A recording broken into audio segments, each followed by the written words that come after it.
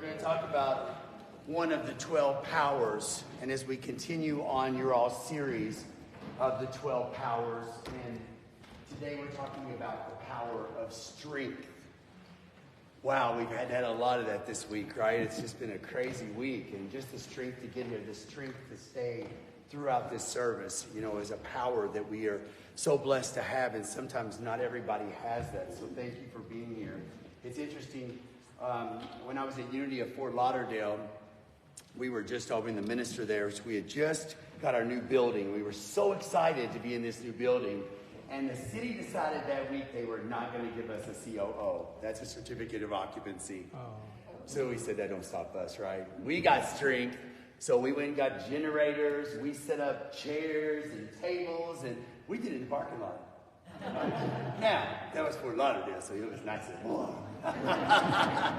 We don't have that pleasure here, do we, today? But that's okay. But we know how strong this church is, and so I'm grateful to be here today. I'm Reverend Bobby Kyser, and we're going to talk about strength. But I'm going to start out. Hopefully, you can hear this.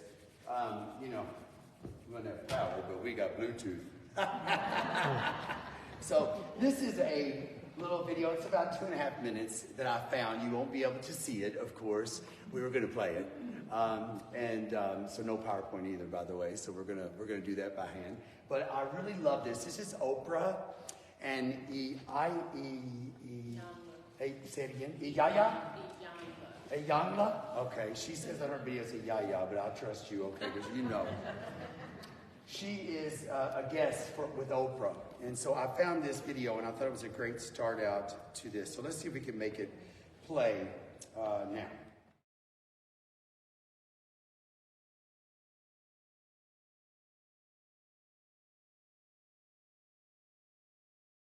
This week, I'll tell you, I have personally, in my life, been dealing with a lack of self-care. A lack of self-care. And so that really resonated with me when I heard that. The initial person who came on the interview with that, which was Facebooking, you know, they bring in people Facebooking. It says, I am tired of being strong. I want to be weak. Has there ever been a time in your life that you're tired of being strong? I just want to be weak and surrender and allow. She says in that, if you didn't hear that, many of us wear that badge as the strong ones. You see, what she reminds us, if we are going to help others, we must fill our cup with self-care. I mean, I don't know about where you are in your life, but I give. I do. I'm an Enneagram 3. And for those of you who have not done Enneagram training, we all have a little label. Mine is a 3, which is a performer achiever. And I have a wing. My wing is a helper giver. So I want to be the best helper giver I can be. I want to give, help. That can be very dangerous. Very dangerous. That's where burnout can really tear you up. So in November, a minister, I was at Unity Village and I was doing the Anton conference for the New Thought. And a minister said, can I come by your RV and talk to you before you leave? And she said, I'm concerned about you. I think you're overworked, overwhelmed. Perhaps your cup is half empty.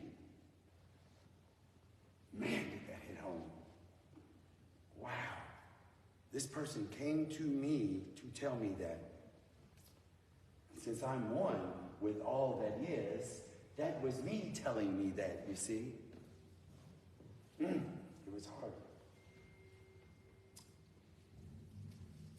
My friend who writes the Daily Word, she's the editor of the Daily Word, Reverend Teresa Burton. We were best friends all through my seminary experience.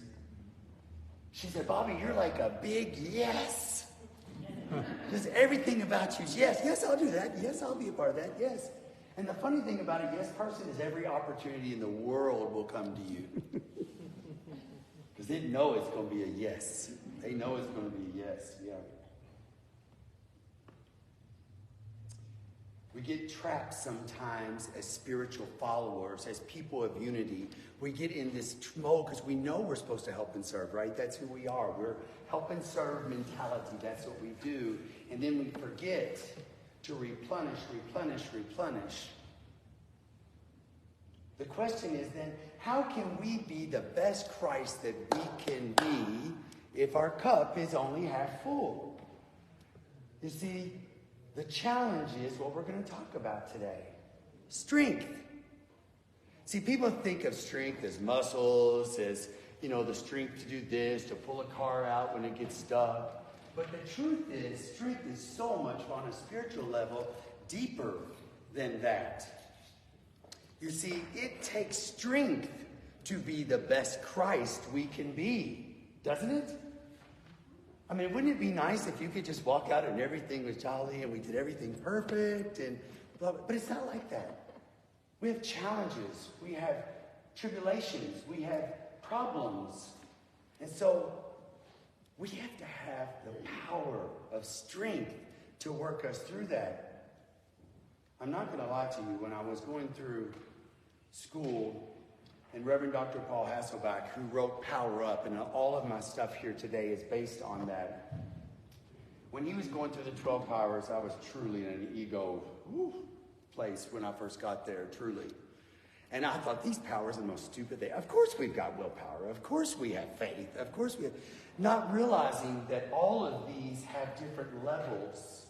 It's not, you just don't have it. You either have a lot of it, you don't have a lack of it. You see, all of these have different ways to look at it. And as I talk about the power of strength today, I can tell you that I have an underdeveloped power of strength to say no. I want to help everybody. It's my nature. It's what I want to do. And at the same time, that can take away from the truth of who I am and create burnout so that I'm not showing up as the best Christ I can be. Does this make sense?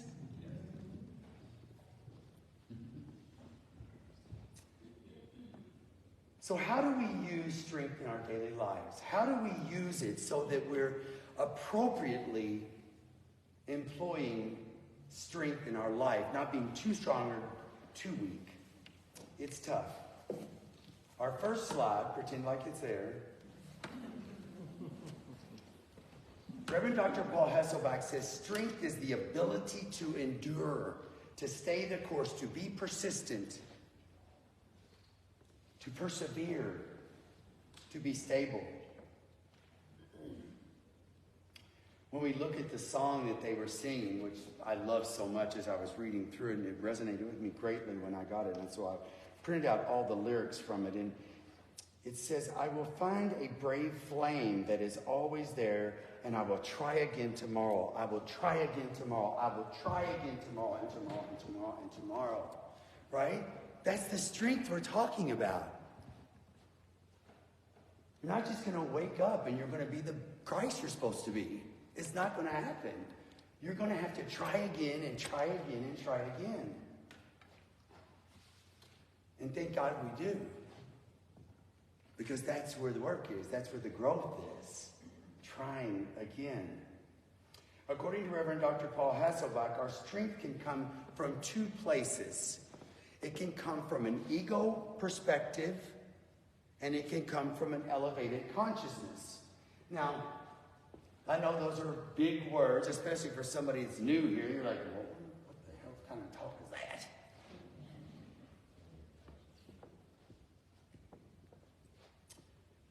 From an ego perspective, this is our ability to endure, persevere, be persistent in our senses, our thoughts, our feelings, and our beliefs.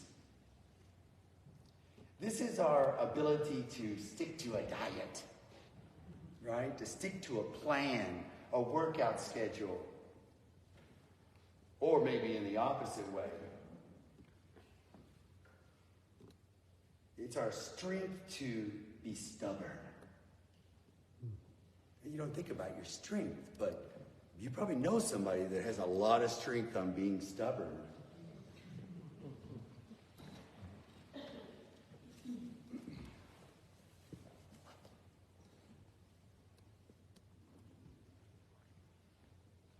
And then we have our elevated consciousness.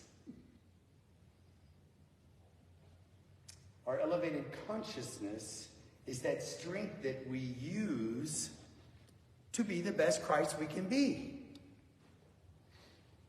A higher level. Now, if we go back to ego perspective for a second, again, that's in our consciousness, our sense, our feelings, our beliefs. What we find is, he says there's an overdeveloped and an underdeveloped. Or unbalanced strength, he calls the overdeveloped. Now, our underdeveloped shows up as an inability to stick to a project. Can you think of a time in your life where maybe there was something you just couldn't get the strength to do? It's like, God, I want to do this, but I just don't. That underdeveloped power of strength. And then there's that overdeveloped, which is that really being stubborn. I have a designer that I work with a lot, and he has an overdeveloped power of strength when it comes to his ideas. I'll say, well, what if we did this idea? What if we... That don't work. Well, what if we did this idea? What is it? That don't work. What if we did this idea? It doesn't matter what I say. It could have been the most fabulous, grand idea in the world. It does not work. He wants his idea to be employed, not mine. And it wouldn't matter what I say. So there comes a point when you just have to let go, right? Then my strength says, wait, it's not worth it. So I use my strength to stand back and go, wait, I'll allow him to be, because otherwise the project's not going to happen.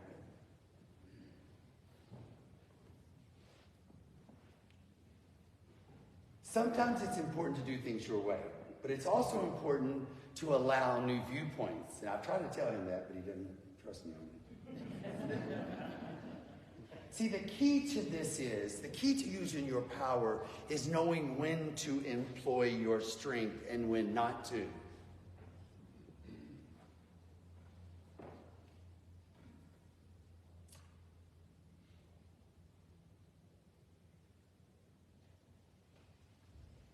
My next slide. I love is talking about 4 different levels of consciousness that we use our strength. And what I love from him, he breaks it down first. I'm going to take you back just a second to the ego, okay? We all know what the difference in the ego and elevated conscience, right? This is the humanness in us, and the elevated consciousness is the Christ in us, working through us to do different things. He says there are 4 different levels of consciousness.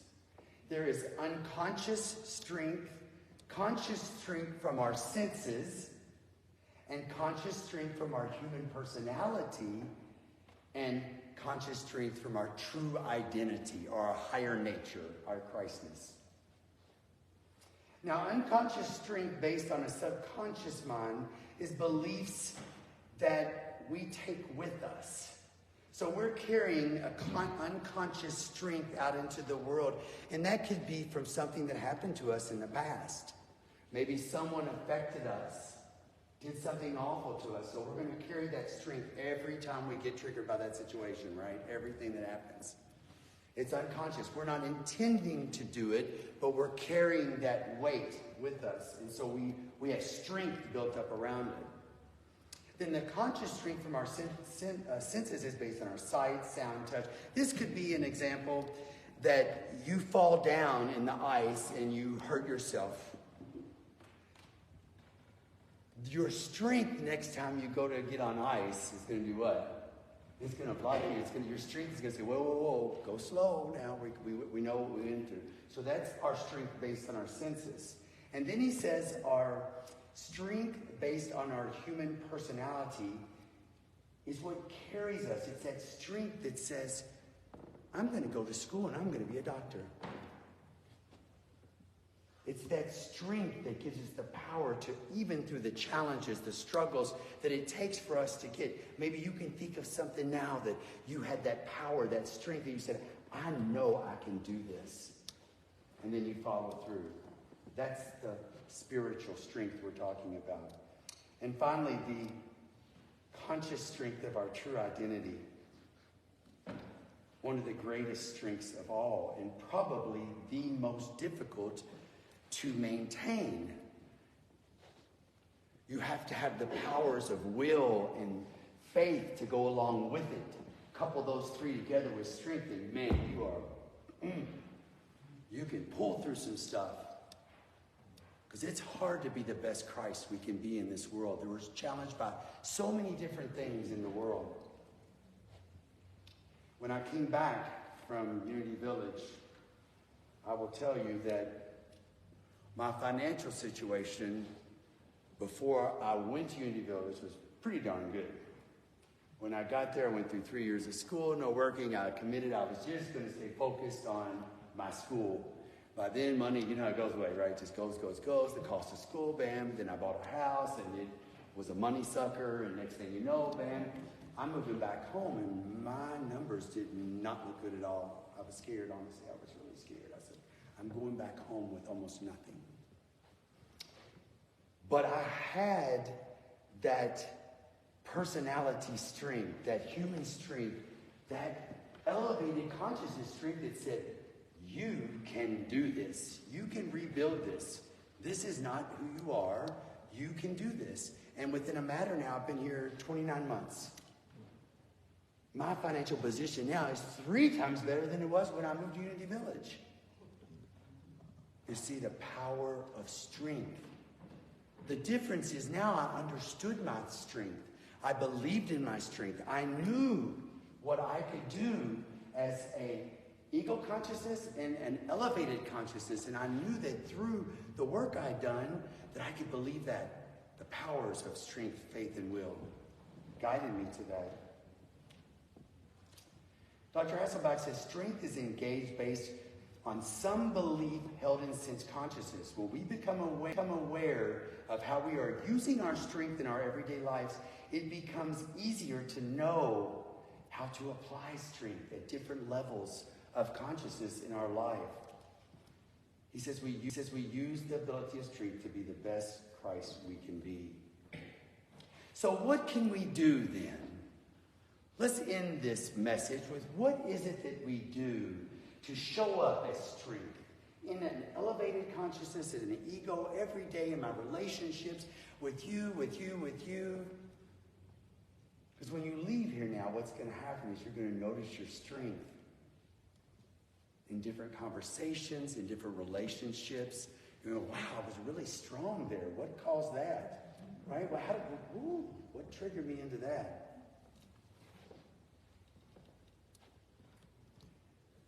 Slide. Number 1, be conscious. The name of this talk is how do I consciously use my strength? The first thing we have to do is become mindful, present, conscious about our strength. You got to notice it. You can't just go out and holler at somebody or run over them or be bullish to them. Or maybe not at all. I can't relate to you. I can't. Sorry. You see? It's the opposite. It's that underdeveloped strength. Is no, stand up, face your strength, reach out, and make it happen. You've got to be conscious of it. You've got to notice. So you're going to have to slow down, be mindful, use your unity principles, and notice where you are. Second, create boundaries. Boundaries are critical. It's one of the major things that I did back in November. I started creating boundaries. I found out that my new yes was no. My new yes was no. I was saying no to you and yes to my self-care, you see. Be proactive and make plans, especially if you've got an underdeveloped power of strength. If you just don't have the strength and energy to make something happen, take a little bit at a time, write a plan down, make a goal, do a little piece of it. That's what I told my husband. He has the hardest time, and I proved this with him before I talked about it today, by the way. This morning I said, I'm going to talk about you in the service. He just cannot complete his education. He's an incredible employee at Chewy. Incredible employee. Stellar. Gets all the awards. He's gotten bonuses, everything else. But I cannot get him to take his certificate. And he's smart as can be. He will not do it. So I told him, watch this sermon today. Because I need you, Alvin, to take one little snippet. Take 1 hour a week and study for that certificate.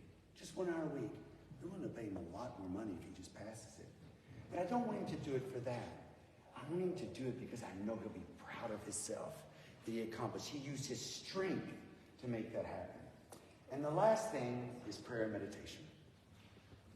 And I don't think there's anything in the world we can do that has any more power than that. To pray about this. If you need strength or you have an overdeveloped strength in something, to pray about it and allow yourself to know that Spirit will direct you if you release to that. My doctor said my triglycerides were over 600.